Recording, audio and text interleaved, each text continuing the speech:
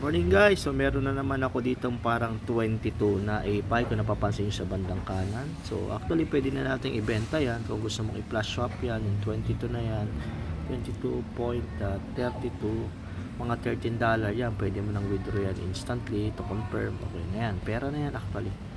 Okay, pero you have option din para i-stake siya. Kung gusto mo ay stake mo rin siya, ganito staking.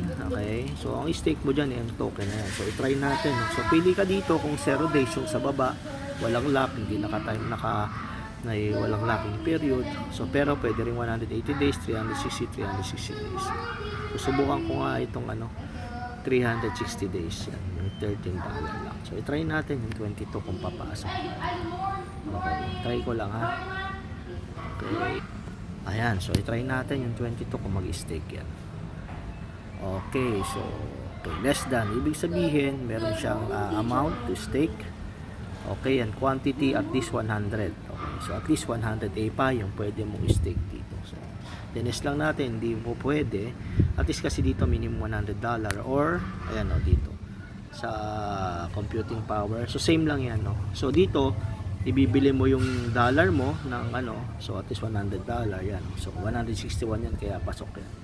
So ganyan yan, para bibigyan ka ng A-Pi tapos plastic.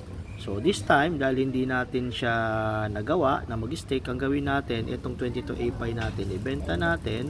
So balik muna ako, ayan So walang laman ang USDT natin, may laman na 351 USDT.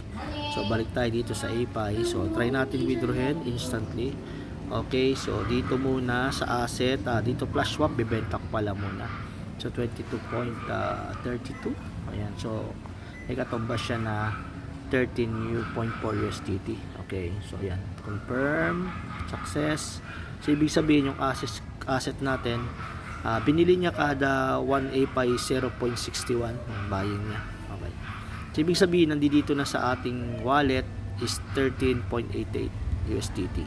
Now, dito punta ka sa wallet mo, asset mo, then withdraw lang tayo. So, minimum to withdraw is 5 USDT. So, atin may 13.